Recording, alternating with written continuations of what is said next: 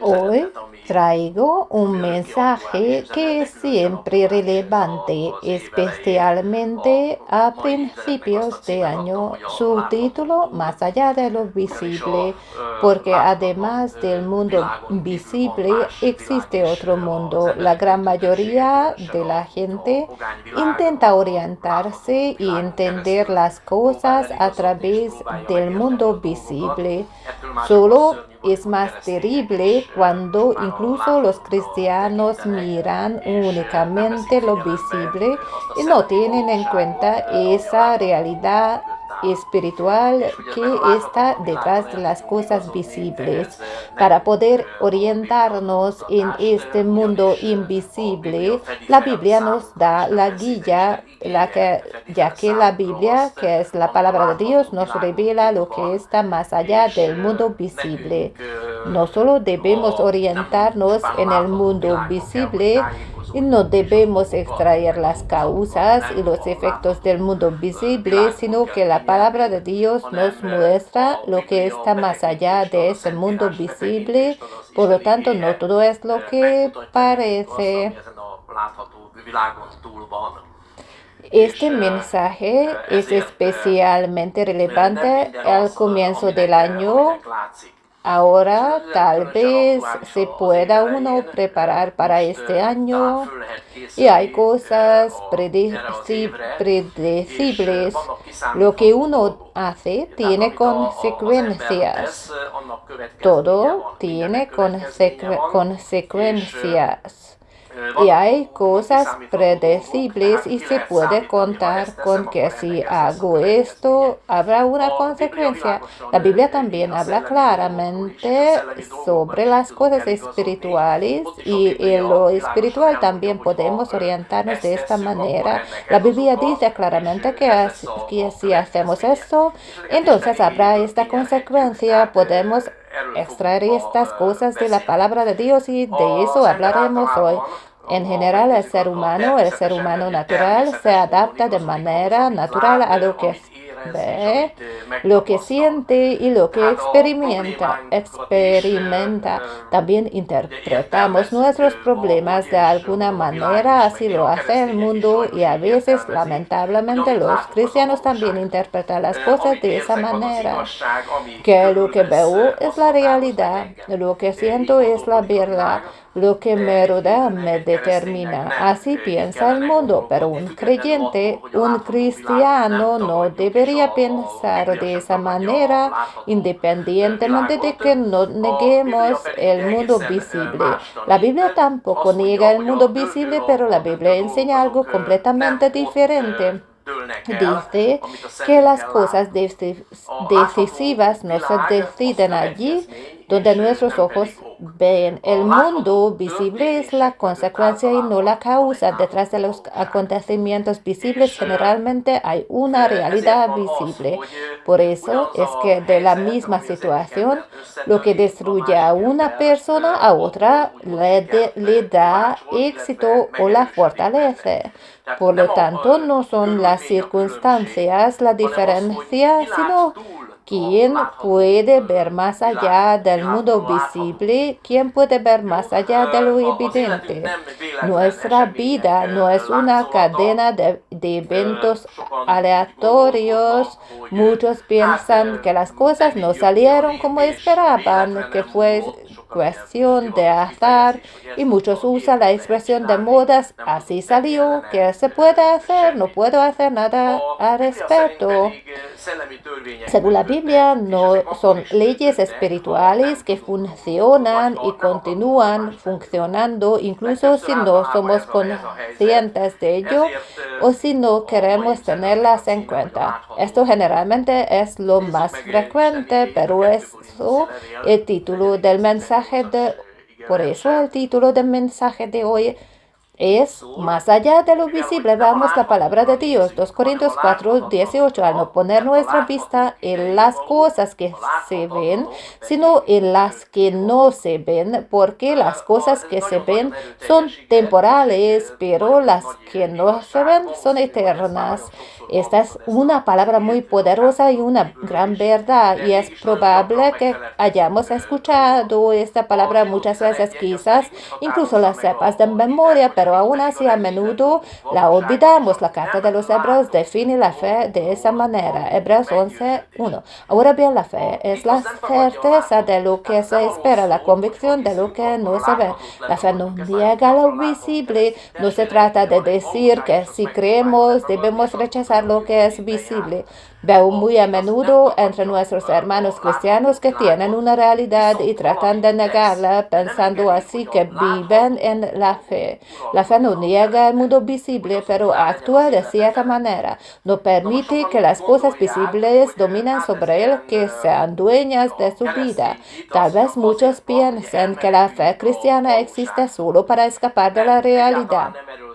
No, la fe no trata en absoluto de eso, sino de que no escapamos de la realidad, sino que accedemos a una realidad superior, a un nivel más elevado de la realidad. Leímos que todo lo que es visible surgió de lo invisible. Por lo tanto, es muy importante orientarse en el mundo invisible. O en esto nadie más podrá darte una guía precisa excepto la Sagrada Escritura, ya que Dios creó este mundo y no lo creó de la nada, sino que leímos de lo visible surgió de lo invisible y surgió por la palabra de Dios. No es obra del azar, no fue creado por una explosión primordial, no es que nada explotará y de ello surgiera algo, y hay muchas otras ideas humanas al respecto. El problema del creyente es precisamente este: vive la intersección de dos realidades, camina en ese mundo físico y, como dice la Escritura, vivimos en la carne, pero no luchamos según la carne.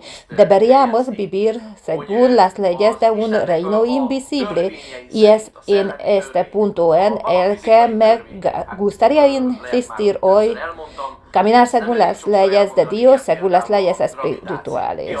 Existen leyes físicas, ya lo he dicho varias veces, como por ejemplo la gravedad. ¿Quién creó esta ley física? Dios la creó cuando creó el mundo. Dios creó este mundo y las cosas creadas también son predecibles. Sabe de antemano cuando sale el sol y siempre sale en el mismo lugar. Nunca sale por el oeste, siempre por el este. Por lo tanto, hay una regularidad. Dios creó un orden.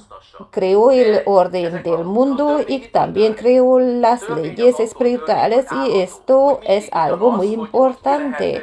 Muy a menudo los cristianos desean que Dios cambie estas leyes espirituales. Pero, ¿qué hace que una ley sea ley? La ley es ley porque es constante, porque siempre es la misma, porque es predecible. Así que si dejo caer algo, nunca caerá hacia arriba ni una sola vez. No hay excepciones, solo hay excepciones si actúa sobre ella una fuerza mayor que la gravedad, pero aún así la ley de la gravedad siempre sigue siendo la misma, y eso no dejará de existir. Si el avión se cae, no es culpa de la gravedad, porque antes de despegar la tripulación y todos sabían que la gravedad existe, así que se necesita operar una ley de orden superior para que el avión permanezca en el aire. Si aún así se cae, se ha violado alguna ley constante que Dios creó. Dios no va a cambiar las leyes físicas ni las leyes espirituales por nuestra culpa. Hay una cosa que podemos hacer: reconocer que estas cosas existen y conocer estas leyes, por eso causan tensión. Abran sus Biblias en Efesios 6:12. Ahí la Biblia dice sobre el creyente que es un guerrero, no porque el creyente sea una persona agresiva, sino porque se encuentra con resistencia cuando no vive según lo visible, ya que a menudo en la realidad no ve lo que la Biblia dice o lo que justamente es la realidad espiritual. Es posible que en las cosas visibles no se perciba la realidad espiritual que está detrás de ellas. Veamos Efesios 6:12. Porque nuestra lucha no es contra sangre y carne, sino contra principados, contra potestades, contra los poderes de este mundo de tinieblas, contra las huestes espirituales de maldad en las regiones celestiales. ¿Contra quién luchamos nosotros? ¿Contra quién es nuestra lucha? La Biblia muestra que existen principados invisibles, potestades invisibles y gobernadores del mundo de las tinieblas. Así que hay seres en el mundo espiritual, seres espirituales que no podemos percibir con nuestros ojos físicos. Solo porque no los veamos no significa que no existan. Se puede tomar conciencia de esto, se puede ignorar esto, se puede creer en Dios en esto, o se puede decir que todo esto es solo un cuento, que solo los cristianos lo inventaron, como también he oído.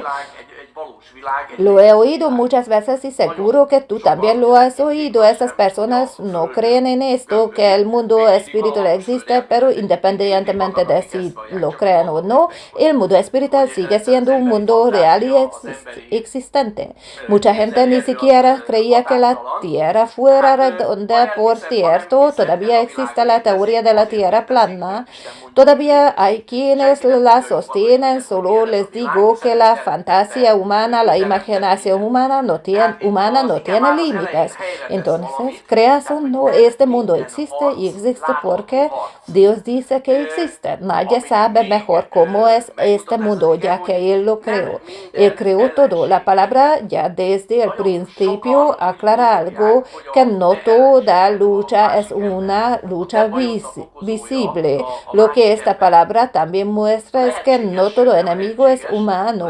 Muchas personas piensan que tu enemigo es otra persona, que el causante de tu problema es otra persona. En la mayoría de los casos, así es, que ciertas cosas se manifiestan a través de las personas y llegan a nosotros a través de ellas.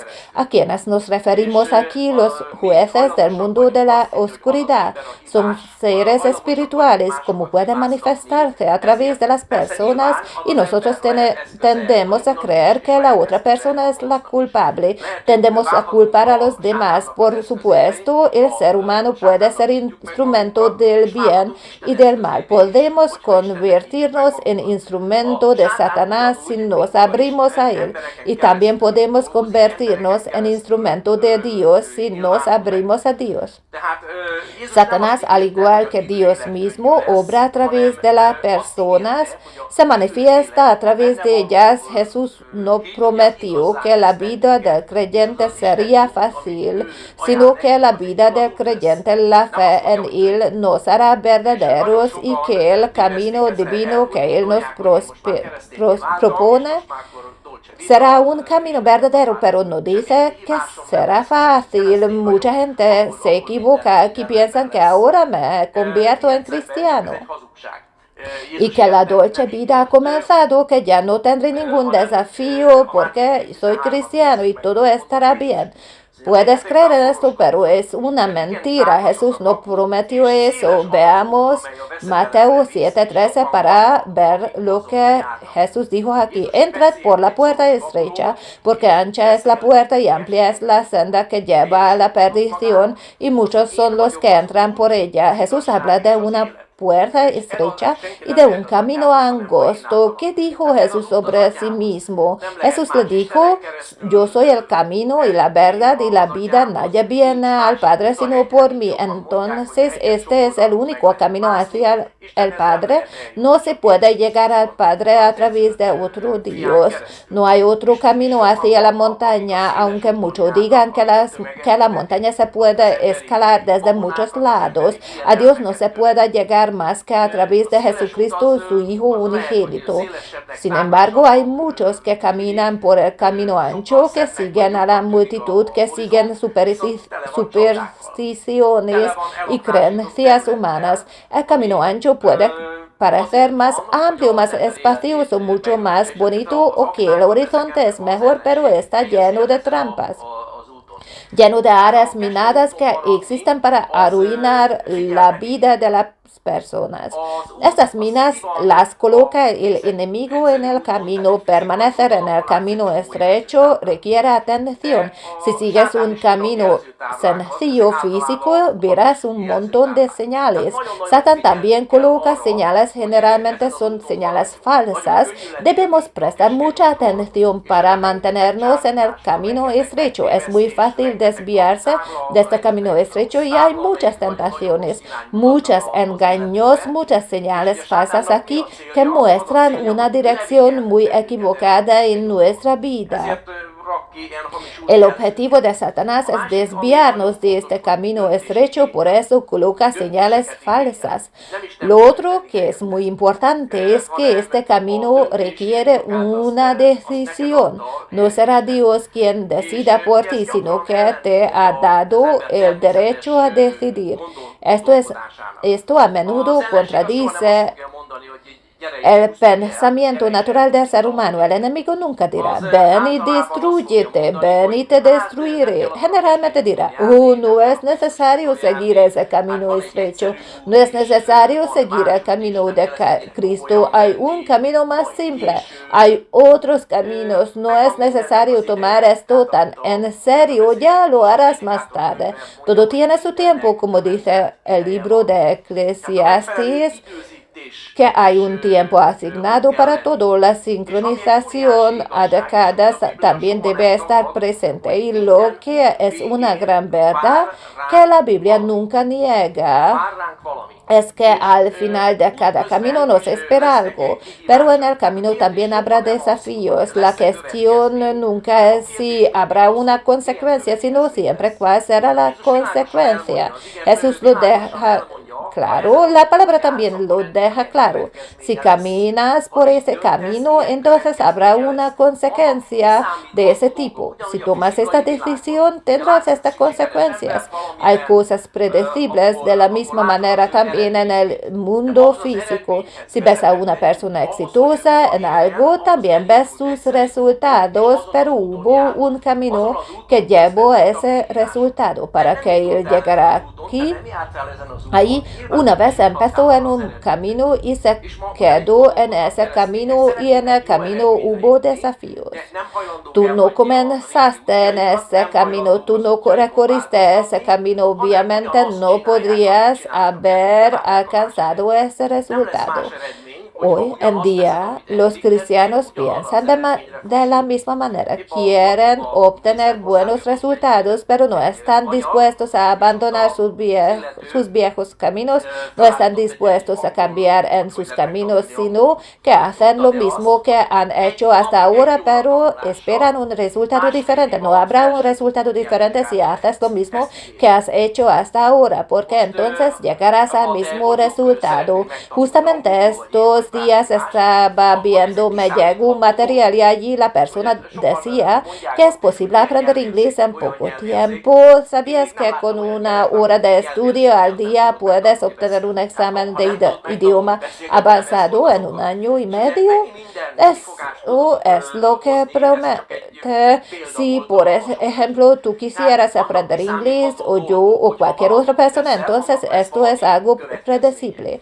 Muchos dicen que se necesita tal o cual sentido del idioma para ello, pero yo todavía no he visto a un niño que no pudiera aprender a hablar por falta de sentido del idioma. Si no pudo aprender a hablar, entonces esa no era la razón. ¿Cuántas excusas podemos encontrar? Esto fue solo un ejemplo de muchos. Hay cosas predecibles que si haces algo, eso tendrá alguna consecuencia. Muy a menudo solo vemos el resultado. Muy a menudo solo escuchas un mensaje, pero a mí me llevó varios días preparar esto.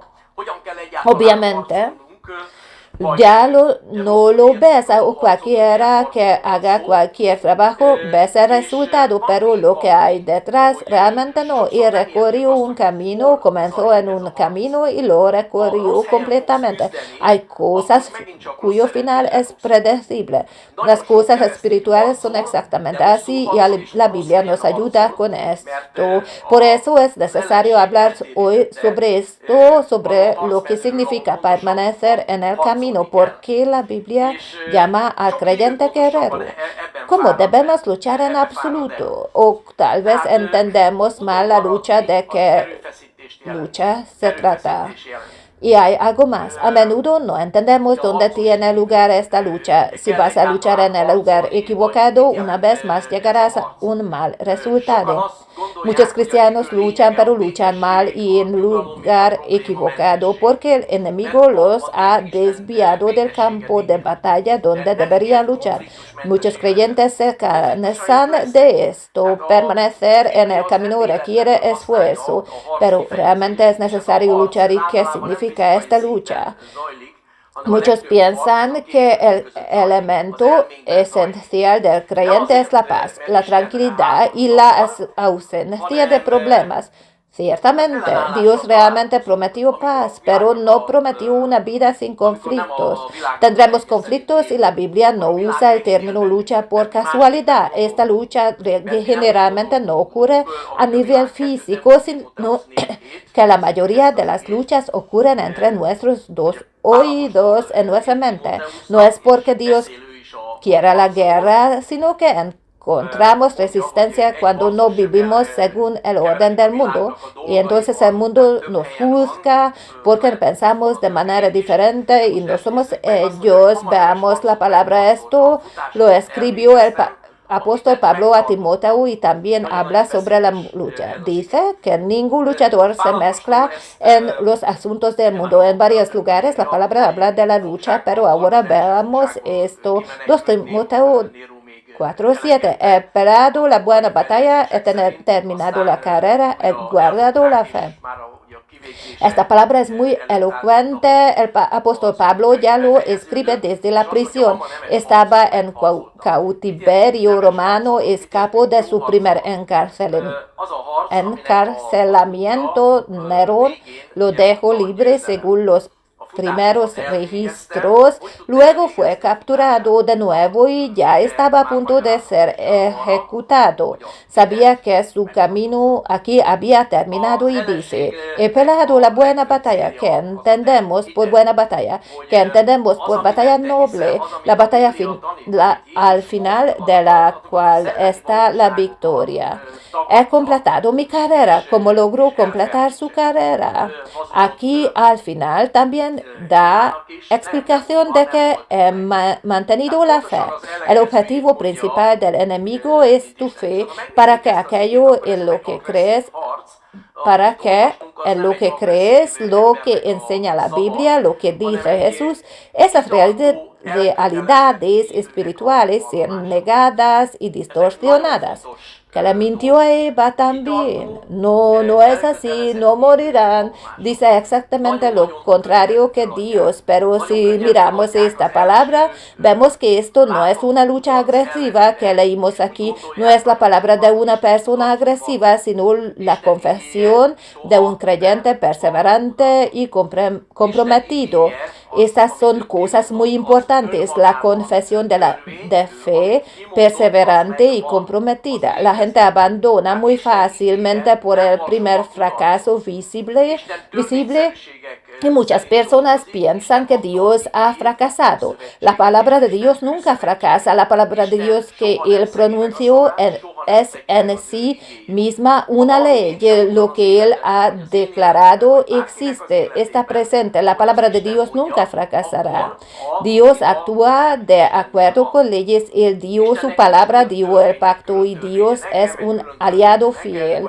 Nunca rompe su palabra, nunca rompe su palabra. Si alguien en nuestra vida no es como Dios dice, entonces alguna cosa no es como Dios lo dice, entonces el error no está en Dios. Dios no tiene una ley diferente para mí, una ley diferente para ti o una para otra persona. Las leyes y las regularidades y las leyes espirituales son constantes y funcionan de la misma manera para todos en todo momento. La Biblia enseña muchos de estos.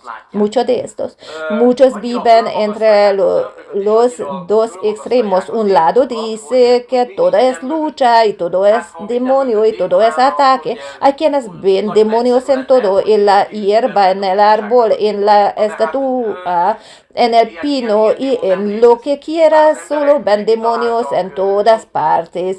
Elevan tanto al diablo y a los demonios que lo ven en todo. Pero si detrás de todo hubiera un demonio, sería muy fácil expulsar de ti al demonio de la pereza, pero tal demonio no existe.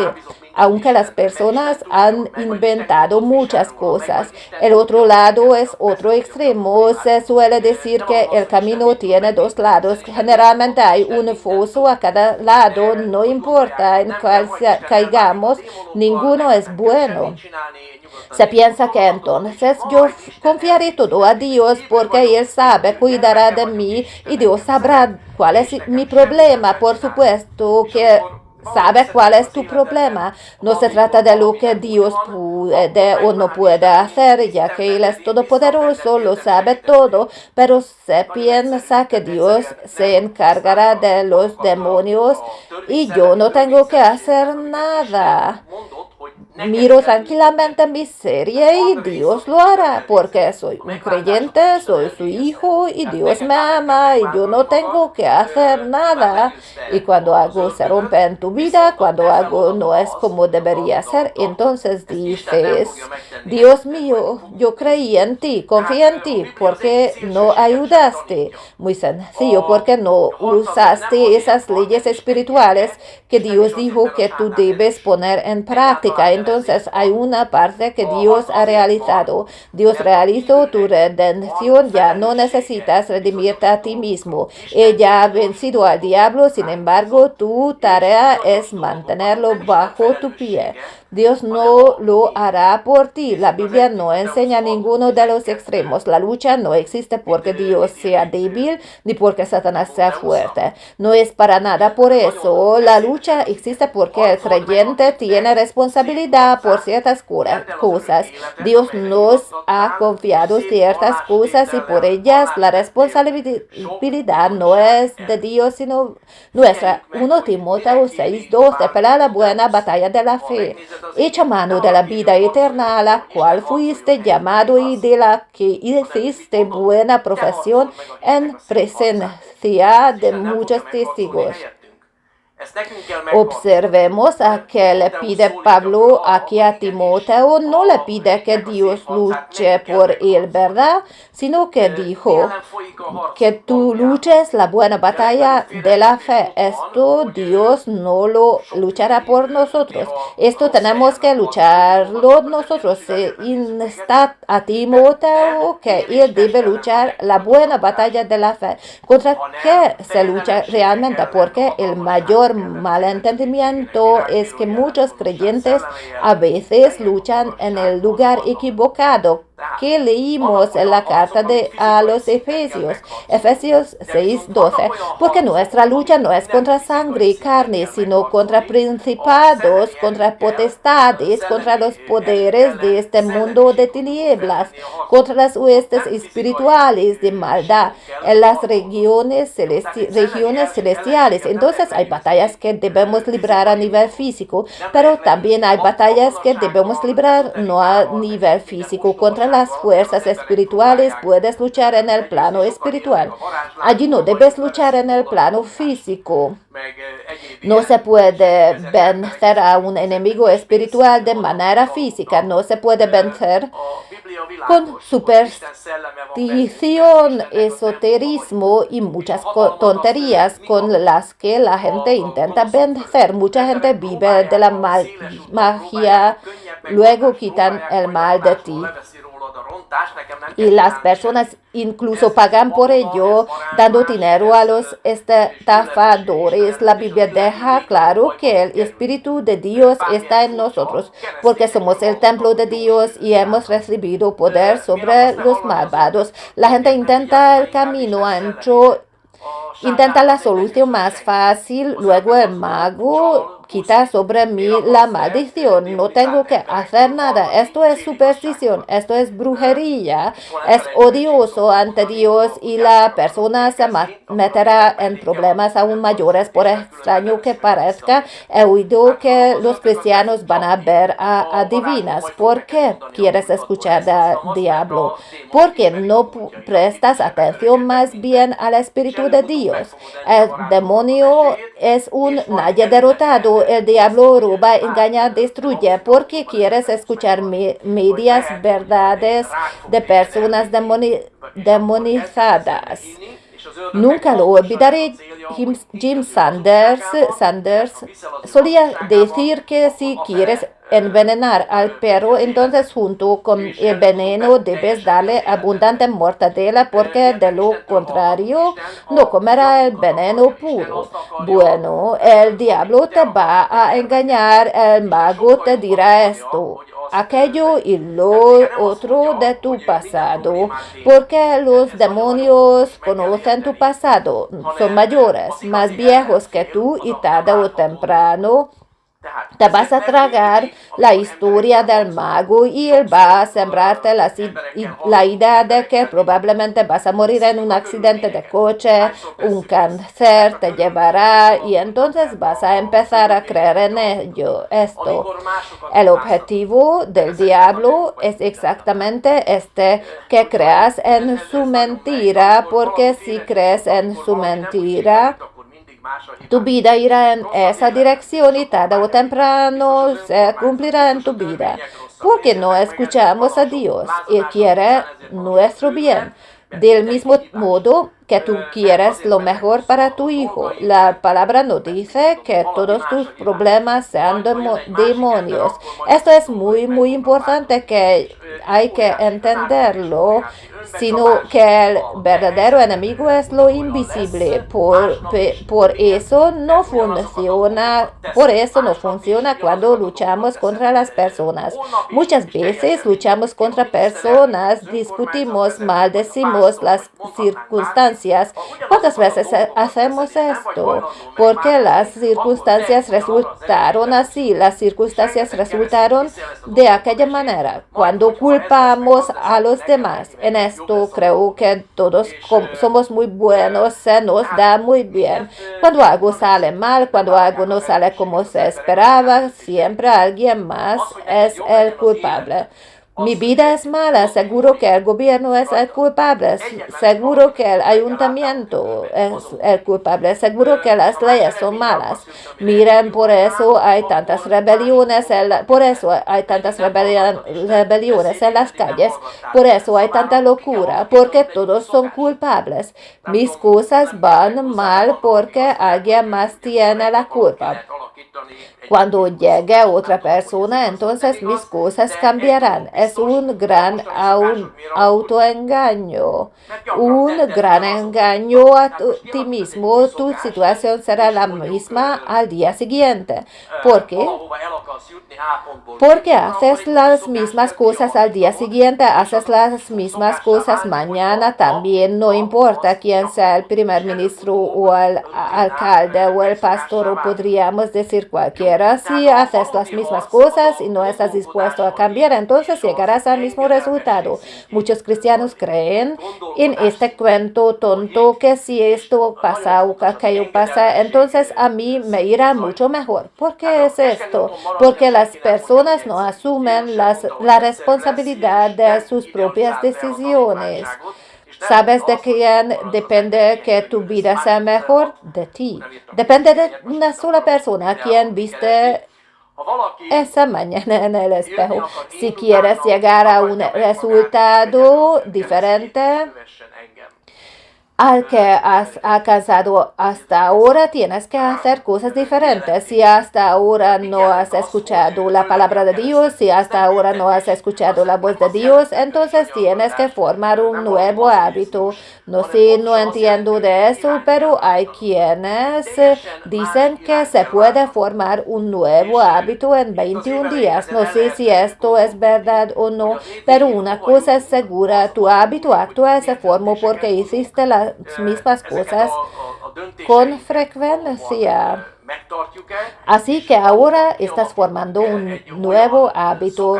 Digamos, si quieres llegar a algún lugar del punto A al punto B, entonces debes formar un nuevo hábito y se convertirá en hábito si lo practicas día tras día y tarde o temprano se convertirá en rutina, en costumbre. Por lo tanto, la verdadera lucha ocurre en el nivel del pensamiento, la fe y la obediencia a nivel de pensamiento. Es muy importante que ocurra a nivel de fe o obediencia. Por lo tanto, permanecer en el camino estrecho, nadie dice que sea fácil. Jesús tampoco dijo que sería fácil. Jesús no idealizó el discipulado ni dijo que les sería fácil.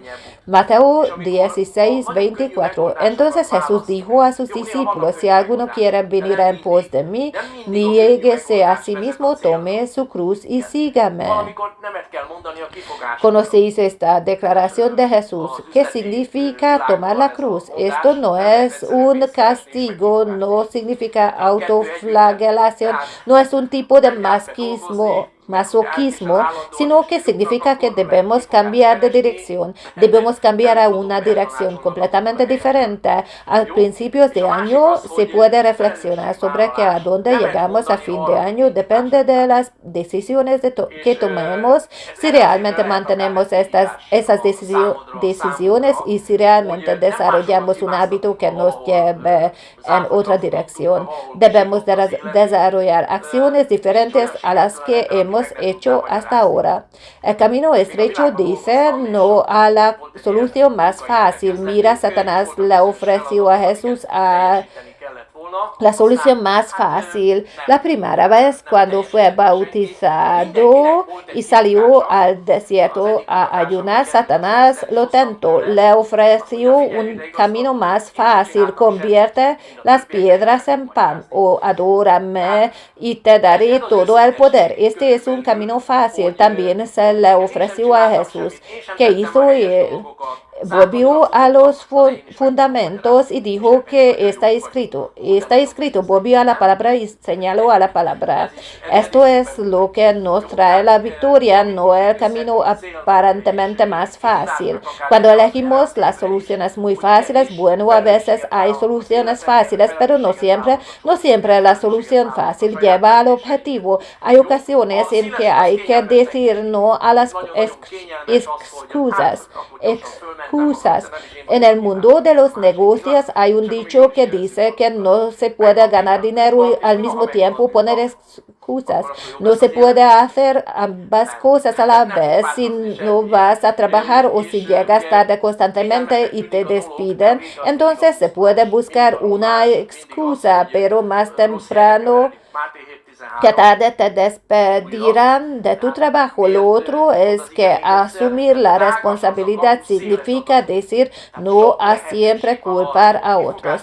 Esto puede ser un desafío para ti este año, para nosotros, no culpar a otros si en algún lugar hemos naufragado, si en algún lugar nuestra vida se ha descarrilado.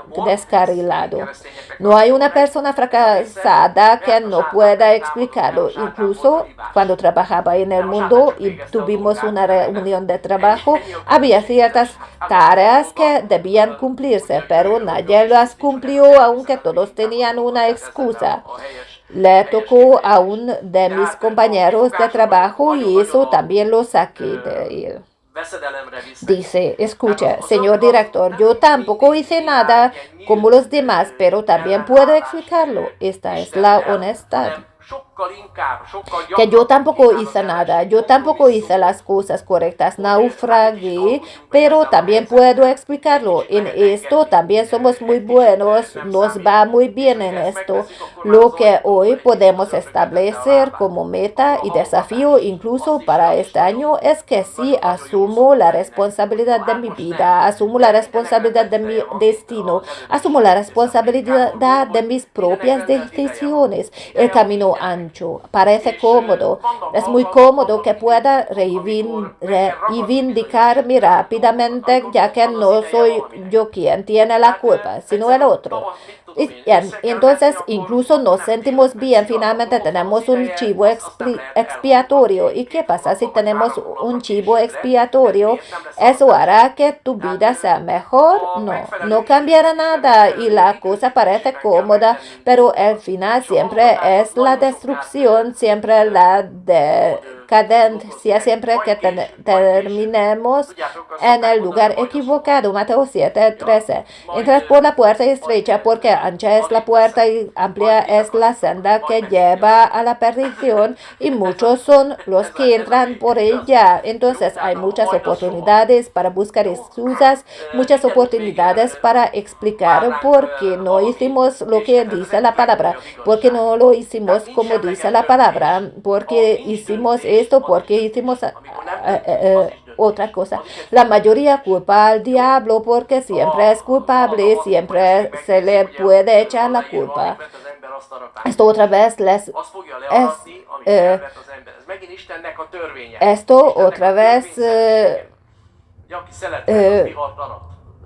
los cristianos lo hacen muy bien porque el diablo atacó, porque el diablo era el culpable, no, el diablo solo estaba haciendo su trabajo y tú no. Esa es la diferencia, pero el trabajo del diablo es matar, robar y destruir. Esa es su naturaleza, ni siquiera es tanto su trabajo, esa es la expresión correcta. Él hace su trabajo. Las excusas nos llevan a un gran peligro. El diablo no siempre ofrece resistencia abierta a Dios, pero mucho más a menudo el enemigo ofrece concesiones para que podamos transigir un poco con esta situación, para que podamos ceder un poco, no importa un poco. Y si hacemos eso, entonces el diablo ya ha puesto un pie en la puerta. La procrastinación también es muy buena para nosotros, no ahora, sino después, pero como cité antes del Eclesiastes, hay un tiempo para todo. Hay ocasiones, hay momentos en que hay que aprovechar ciertas cosas cuando hay un tiempo para algo. Si tienes que sembrar en otoño, entonces no siembras en invierno, ¿verdad? Cuando llega el momento oportuno, no puedes posponerlo 2 o 3 meses. ¿Por qué? Porque no tendrás cosecha a tiempo. Tenemos que hacer las cosas en el momento preciso de Dios. La procrastinación puede perjudicarnos mucho. Más tarde, ya sabes, dicen que nunca es más tarde. Luego lo guardaré, luego lo limpiaré, luego mis ojos se acostumbrarán. Este es el final, ¿verdad? Aquí que pronto nunca es. Al final de cada camino algo nos espera y esta es una de las verdades más serias. Por eso no existe la decisión neutral. Cuando no decidimos, eso también es una decisión, también es una especie de decisión. En Gálatas 6:7 leemos que todo lo que el hombre siembre, eso también cosechará. Cosechará lo que ha sembrado. Esta es de nuevo la ley de Dios. Su legitimidad. Dicen que quieren siembra vientos, cosecha tempestades, así que lo que siembres cosecharás, pero multiplicado porque una sola semilla suele dar muchas. ¿Por qué me pasó esto? Porque probablemente sembraste algo malo, algo que no da buena cosecha. La propiedad de la semilla es que se multiplica, sea buena semilla o mala semilla, no importa. Te enfrentas a esto en primavera en tu pequeño jardín. que hay cosas que no plantaste, pero también cayeron las semillas de las malezas y la maleza también dará frutos de la misma manera que la otra, porque esta es la naturaleza de la semilla. La Biblia de Dios habla de la semilla. En Marcos 4 leemos sobre la historia del sembrador. Entonces, no siempre es más fácil mantenerse en el camino estrecho, pero siempre conduce a la vida. Dios ha prometido que el camino estrecho conduce a la vida, conduce a la verdad. No siempre es fácil recorrerlo. Hay muchas señales engañosas que quieren desviarte del camino. Hay muchas soluciones fáciles, hay caminos que parecen más cómodas. Puede ser que el camino ancho sea más cómodo, pero siempre termina en pérdida. Estas son leyes espirituales, así que si alguna vez Jesús dijo que esto es así, entonces es así. Sin embargo, las personas intentan el otro camino, todos lo intentamos porque alguien nos convence. El enemigo susurra a nuestro oído. Siempre intentamos el otro camino, el camino más fácil que conduce a la muerte o al fracaso o al mal éxito. ¿Quién es realmente tu enemigo? No todos los enemigos son demonios, ya lo mencioné antes, y no todas las luchas se pueden resolver expulsando demonios. Hay cristianos que quieren expulsar todo tipo de demonios de todos. Piensan que esta es la solución, expulsamos al demonio y entonces el problema se resolverá. Hay un enemigo que no debe ser expulsado ni atado, sino que debe ser expulsado de nuestra propia tierra. Ahora vamos a hablar de esto, de quienes pueden ser nuestros enemigos. Este es el siguiente punto que vamos a tratar aquí. El enemigo no siempre viene desde fuera. Hay cosas que deben ser expulsadas de nuestra propia tierra. Como vimos anteriormente, no todas las luchas son físicas y no todo enemigo es humano. Ahora nos acercamos un poco más. Veamos Proverbios 4:23. Uno de los mayores errores de la vida de los creyentes es atribuir todos los problemas a un ataque externo, mientras que el verdadero obstáculo no está afuera, sino dentro. La Biblia enseña esto de manera muy clara. Proverbios 4:23. Con toda diligencia guarda tu corazón, porque de él brotan los manantiales de la vida. Entonces la Biblia enseña que no solo debemos mirar hacia afuera, no solo al enemigo externo, sino que también debemos observar y examinar nuestro propio corazón. El corazón es el hombre interior, esa tierra espiritual. Por lo tanto, lo que toleramos allí, tarde o temprano, gobernará sobre nosotros. Lo diré una vez más, lo que soportamos allí, tarde o temprano, gobernará sobre nosotros. Hay un enemigo que debe ser expulsado. También tuvo que ser expulsado de la tierra de Israel. Cuando Israel entró en la tierra prometida, Dios no les dijo que habría todo por ellos, que no tenían que hacer nada, sino que les dijo Josué 1:3. Todo lugar que pisa la planta de vuestro pie os he dado, tal como dije a Moisés. Dice que toda tierra que toque tu planta del pie, esta palabra aún hoy actúa con poder y hoy también esta es la verdad. Lo que tu planta del pie toque, te lo doy, tal como le haré. Hablé a Moisés.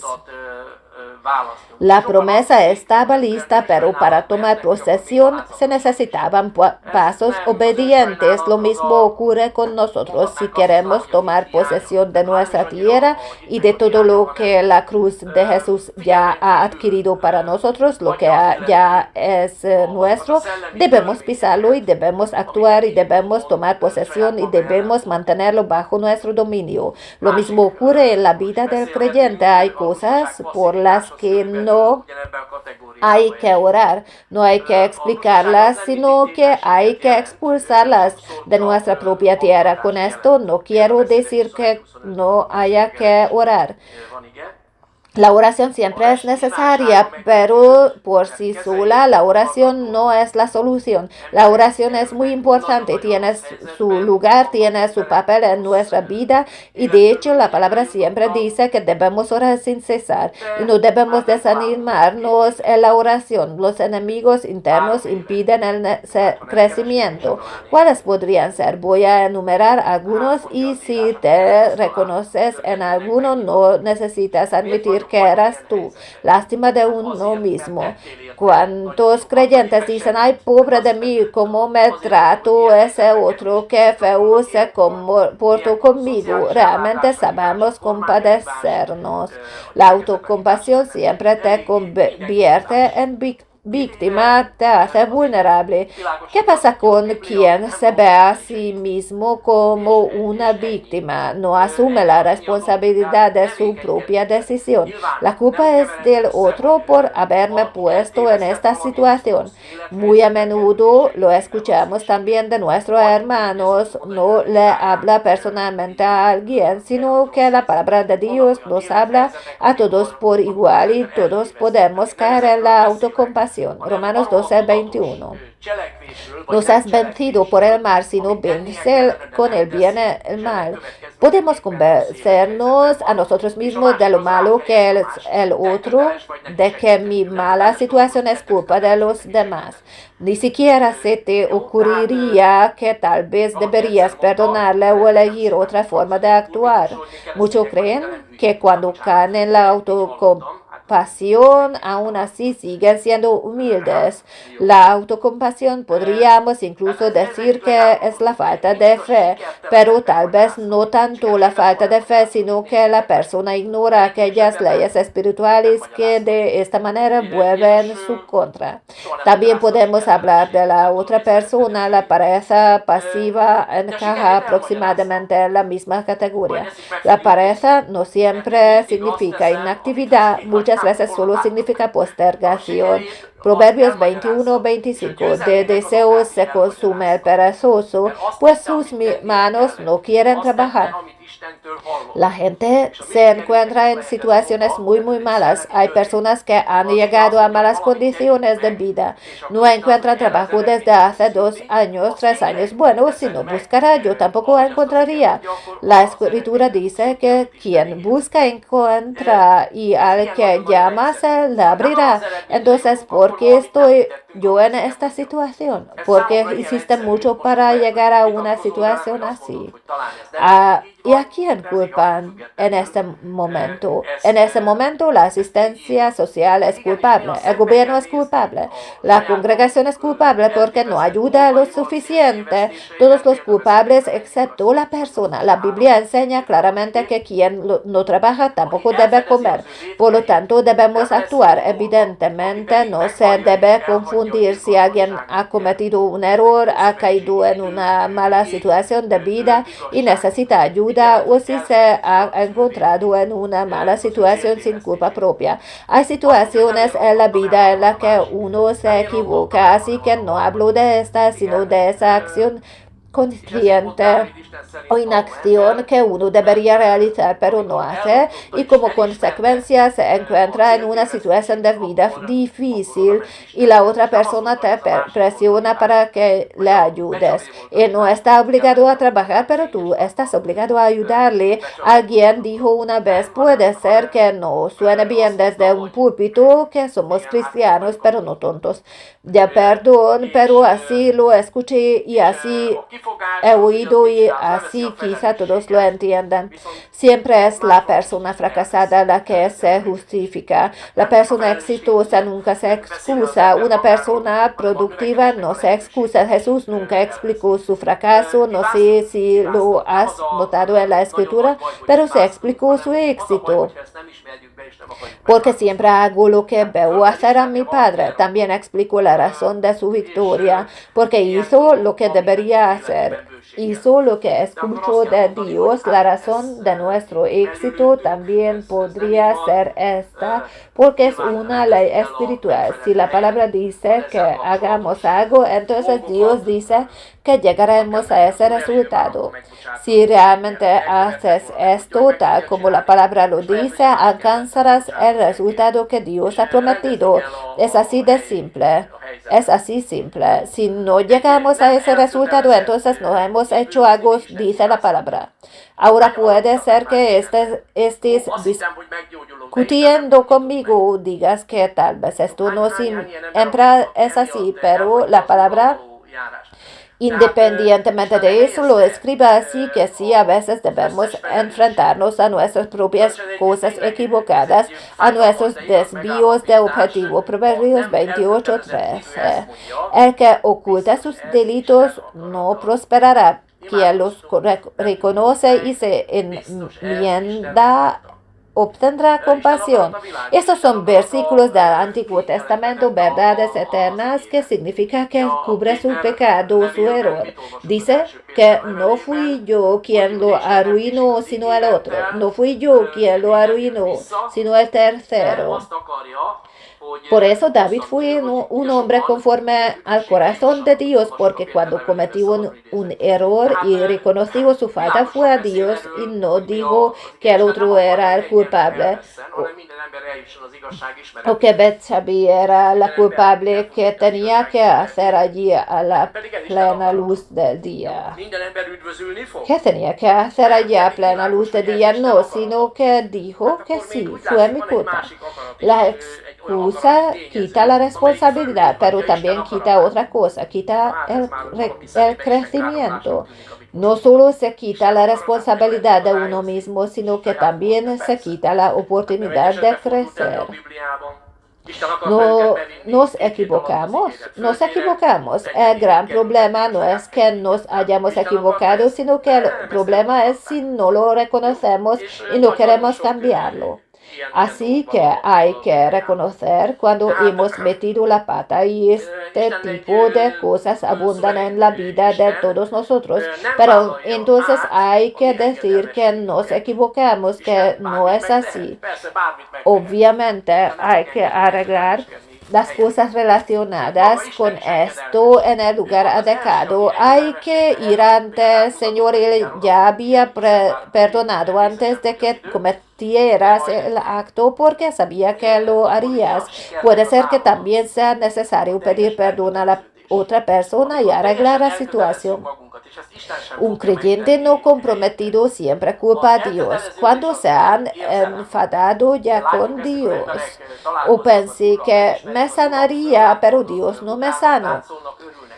¿Cuántas personas hay que por eso han abandonado el caminar con el Señor? Pusieron toda la responsabilidad en Dios. Lamentablemente es un hallazgo doloroso, pero verdadero. El creyente no comprometido dice: esto seguramente es la voluntad de Dios. Oramos, no se sano. Seguramente esto es la voluntad de Dios. La voluntad de Dios es clara. La voluntad de Dios ha sido revelada en la palabra que leemos en 1 Pedro. Dios no se demora con la promesa, todavía no ha regresado, pero es paciente para que muchos alcancen la salvación. Leemos en la carta de Pedro, citando libremente. Por lo tanto, habla claramente de que Dios no quiere que nadie se pierda, sino que todos lleguen al conocimiento de la verdad. Entonces, ¿todas las personas llegarán al conocimiento de la verdad? No. Y sin embargo, esta es la voluntad de Dios. ¿Se salvará a toda persona? No. Y sin embargo, está claro que esta es la voluntad de Dios. Entonces parece que hay otra voluntad también, un factor de voluntad que puede sobrepasar la voluntad de Dios. Pues bien, lo que acabo de decir le parece a alguien una blasfemia. ¿Se puede impedir la voluntad de Dios con nuestra propia voluntad? Claro que sí. No fue un caso aislado en la Biblia. Dios quería conducir a su pueblo a la tierra prometida en 2 semanas. Durante 40 años rodearon sus propias montañas. ¿Dios quería esto? No, esto lo querían ellos. Hay muchas cosas así en la Biblia. Dios es un Dios soberano, no asume nuestra obediencia. ¿Puede Dios hacer cualquier cosa? Claro, puede hacer cualquier cosa, pero Él no obedecerá en tu lugar. De hecho, Dios mismo también es obediente. Él fue el primero en mostrar un ejemplo de obediencia. ¿Cuál es la clave del éxito? La dedicación total. Cuando nos comprometemos por completo, ni Dios lo hará por ti. La dedicación no es una emoción. Lo vemos cuando las personas se encuentran con el Señor, conocen al Señor, se entusiasman, saltan, bailan, se alegran. Hemos visto a muchas personas nacer de nuevo y encontrarse por primera vez con el Señor. Se nos ha dado esta gracia. Después de un tiempo no lo veías en la congregación. Oramos por ello. Seguro hay quienes han salido de muchos problemas y luego, ¿qué pasó? Desaparecieron, listo. Nunca los hemos visto desde entonces. No había compromiso. El compromiso es una decisión. Es mi decisión si me he comprometido. Nos hemos comprometido durante 30 años a estar en la congregación todos los domingos, no porque sea la ley, sino porque lo decidimos y nos comprometimos. Todos los miembros de nuestra familia saben que los domingos pueden venir de visita a nuestra casa, pero no estamos en casa porque los domingos estamos en la congregación. Lo saben porque no estamos en casa. Esto es claro. Es una decisión, un compromiso. Esto no lo hacemos por la ley. Y Dios no nos enviará al infierno si decimos un domingo que ahora no quiero ir a la iglesia porque quiero holgazanear, pero me sentiría muy mal porque tomé una decisión y he roto mi propia ley. Pero esto no es la ley de Moisés. Esto está escrito en las tablas de carne de mi corazón y actúo en consecuencia. La mayoría de los creyentes ni siquiera toman esta decisión. Ahora estás aquí, ven tus éxitos, ven la curación, ven que eres feliz, que estás equilibrado, o si aún no, ya estás en camino. Después de todo, has comenzado un camino y todos pueden ver en ti porque eres tan positivo en tu forma de pensar. Como dice el mundo, pues es porque yo tomo mis pensamientos y mi alimento espiritual de otro lugar, pero el camino que tú sigues ya no lo quiere. Y si algo malo sucede en su vida, seguro que Dios es el culpable. Que muestra nuestra fe. Nuestra fe se muestra a través de las acciones. No es por nuestra habilidad para discutir, por nuestra capacidad de hablar, ni por cuánto amamos a Dios. Cualquiera podría decirlo y yo creo que es cierto, realmente es así, pero esta habilidad para discutir no es fe, sino que la fe actúa, la fe obra, la fe también realiza aquello en lo que cree. Por eso son hipócritas quienes predican una cosa y creen en otra. Hay cristianos que creen en la pobreza, piensan que es algo bueno. Si la pobreza es algo bueno, entonces vende todo lo que tienes y vive así, pero él es el primero en quejarse de que no recibió un aumento de sueldo, entonces no cree tanto en la pobreza. Nuestras ocasiones muestran nuestra fe. ¿Qué sucede cuando el creyente no solo es obediente, sino que también se convierte en un instrumento de Dios? Aquí debemos hablar de algo muy importante, que Dios usa a las personas. ¿Qué significa el verdadero temor de Dios? ¿Cuál es la diferencia entre una persona creyente y una no creyente? Esto no se manifiesta en palabras, sino en frutos. La persona creyente teme a Dios. Esto no significa que tenga miedo de Dios. No es ese tipo de miedo, sino que significa un respeto, una adoración a Dios de muy alto nivel, que es el temor de Dios. Veamos cuál es la diferencia. Muchos creyentes quisieran que Dios actuara en su vida, sin embargo, menos personas quisieran que Dios actuara a través de ellos. Aquí hay una gran verdad. Dios es espíritu y actúa a través de las personas. Porque tenía que hacerse carne a la palabra, para que pueda redimirnos, para que pueda actuar. La palabra se hizo carne y también hablaremos de esto cuando sea mi turno la próxima vez. Una pregunta muy importante. Muchos creyentes quisieran que Dios actuara en su vida, pero no quisieran que Dios actuara a través de ellos. La Biblia no enseña que Dios se encargue de todo, describa arriba, que deje caer la comida o el dinero desde el cielo, como muchos creyentes desearían, sino que Dios obra a través de las personas aquí en la tierra. Esto es muy importante de entender. Muchas personas no viven en fe, sino en una utopía. Como cristianos piensan que Dios les enviará dinero desde el cielo. Dios no tiene una imprenta de dinero, por lo tanto no hará esto, pero la Biblia describe las leyes espirituales de la abundancia. ¿Cómo podemos llegar allí? La verdadera pregunta nunca es si Dios es capaz de actuar, sino si encuentra en un instrumento adecuado, un recipiente adecuado para esto. Jesús eligió discípulos para sí mismo, ¿verdad? Puso los cimientos de la iglesia. Para esto necesitaba personas. Eligió a 12 discípulos y aún más, pero 12 fueron los que, de acuerdo con el número de las tribus de Israel, eligió a quienes Dios podía utilizar, a través de quienes Dios pudo construir su iglesia. Entonces, el temor de Dios no es miedo, no significa que tenga miedo de Dios, sino que el temor de Dios significa que tomamos en serio lo que Dios dice. Lo tomamos en serio y ajustamos nuestra vida a esto. Este es el verdadero temor de Dios. Proverbios 1:7. El temor del Señor es el principio de la sabiduría. Los necios desprecian la sabiduría y la instrucción. Mira hacia dónde se dirige este mundo. Mira hacia dónde se dirigen. La Biblia llama necio a quien desprecia la sabiduría de Dios. Dios lo sabe, por lo tanto no lo digo yo, sino que lo afirma la Biblia.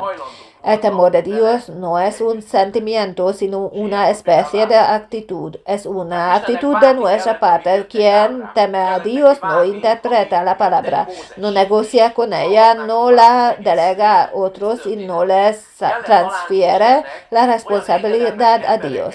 ¿Cuál es la deficiencia del creyente no comprometido? ¿Cuál es su error? A menudo dice que esto seguramente es la voluntad de Dios. ¿Cuántas veces hemos escuchado también esto, que ciertamente fue la voluntad de Dios? La casa de alguien se incendió, pues seguro que esto fue la voluntad de Dios. Dios nunca tuvo esta voluntad. O sucede algo malo en la vida de alguien, pues seguro que esto fue la voluntad de Dios. Esto no es fe, sino una renuncia a la responsabilidad. No soy yo quien tiene la culpa, sino Dios quien tiene la culpa. Dios tiene la culpa de todo. Esta es una postura muy cómoda del creyente. Hay muchos creyentes en esta postura. Ocurrió algo malo, no tengo nada que ver con ello, Dios lo quiso así, y entonces hay un responsable, hay un culpable, nos hemos librado de la responsabilidad, pero esto no es la verdad. Isaías 59:1.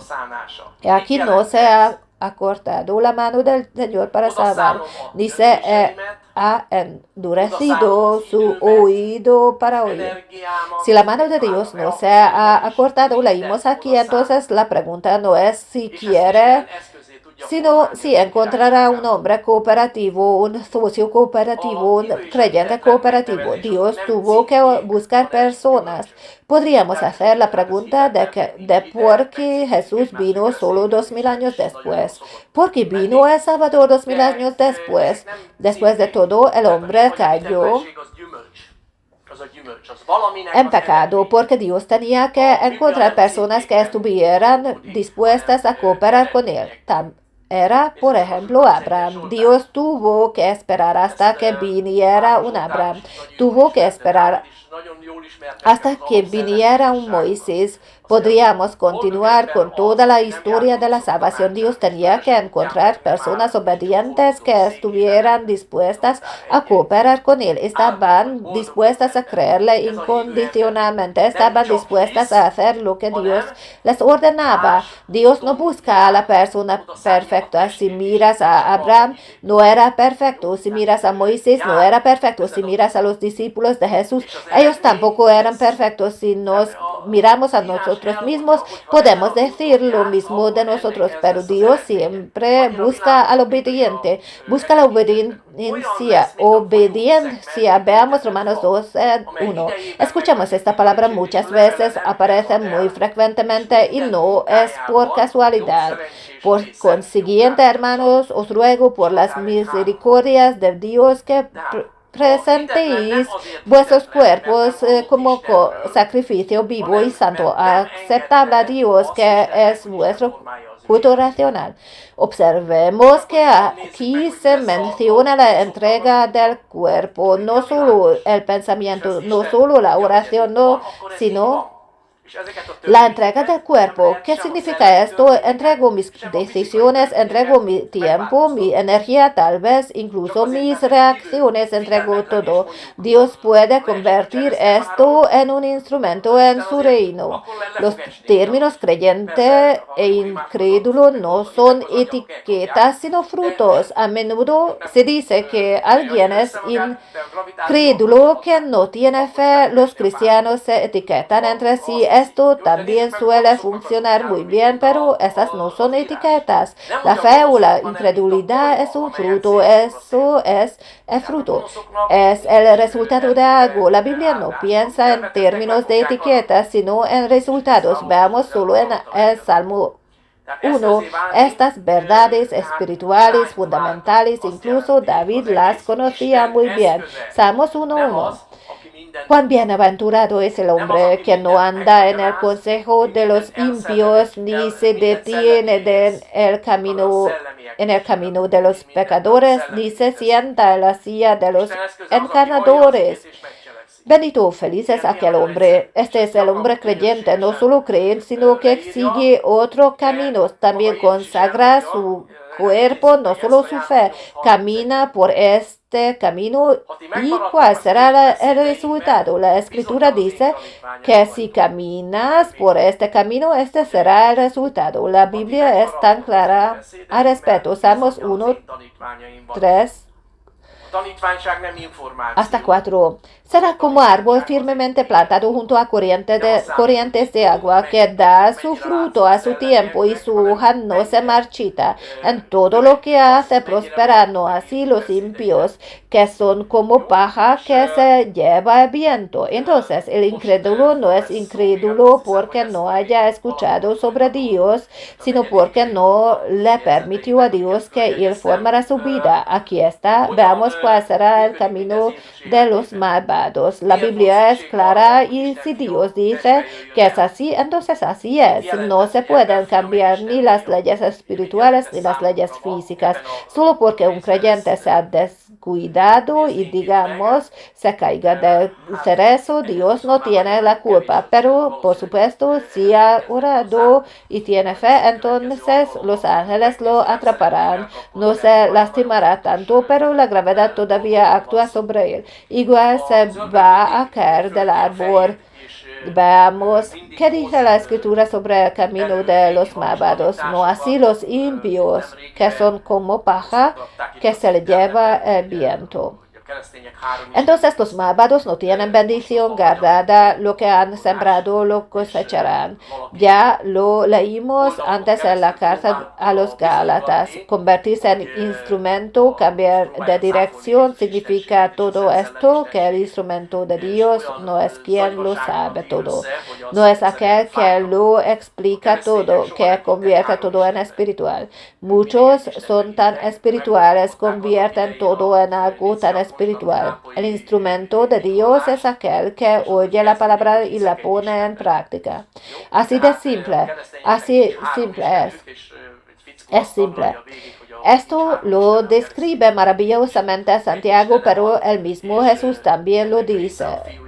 Primero veamos esto en Juan 8:31. Entonces Jesús decía a los judíos que habían creído en él: si vosotros permanecéis en mi palabra, verdaderamente sois mis discípulos.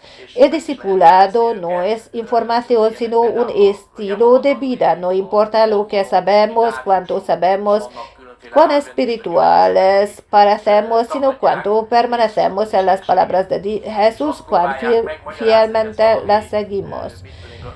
Esto lo continuaré en algún momento porque ni siquiera he llegado a la cuarta parte de todo lo que he anotado, cómo funciona todo esto en la vida de Jesús.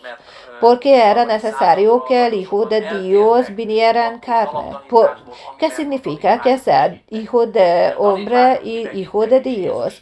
¿Qué significa esto para nosotros hoy? En esta parte lo miraríamos aquí, pero para esto tenemos muy poco tiempo. Ya no empezaré, lo veremos en otra ocasión. No quiero apresurarme porque aquí se trata de cosas muy importantes.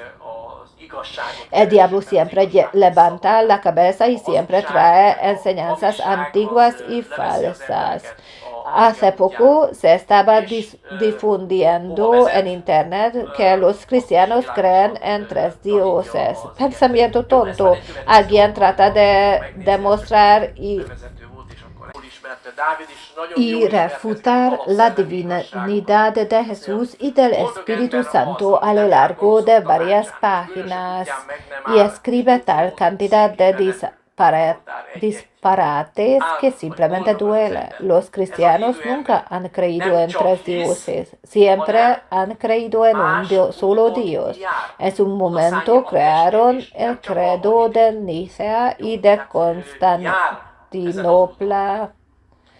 Y empieza así: creo en un Dios. Así que los cristianos no tienen 3 dioses. Los cristianos no tienen 3 dioses, solo tienen un Dios y forma parte de él el Hijo y forma parte de él el Verbo. Creo que no hay a apresurarme con esto. En una enseñanza siguiente se hablará sobre cómo creer correctamente. Estas son doctrinas arianas tontas. Hay no cristianos que creen esto. Se les puede nombrar, por ejemplo, son los testigos de Jehová, los mormones, los unitarios, y todavía hay varias congregaciones adventistas que niegan la divinidad de Jesús. Intentan explicar que esto es una especie de decisión católica romana completamente errónea, completamente equivocada. Justamente por eso era necesario establecer esto, por eso se convocó el concilio, porque para el siglo III muchas personas se habían desviado de la enseñanza fundamental en la que también creían los discípulos. Lo que los discípulos creían y lo que Jesús dijo sobre su divinidad lo veremos luego en la Biblia. Por eso es importante que tomemos bases verbales correctas. Santiago también dice que ninguna corriente de enseñanza debe empujar a la gente, sino que realmente busque la verdad, porque eso es lo que hace libres. La mentira y la falsedad apartan a las personas del camino de la palabra, y a donde lleva también lo enseña claramente la palabra. Esto lo veremos en la próxima ocasión. Esto fue solo una introducción. La próxima vez continuaremos desde aquí. Gloria a Dios. Amén.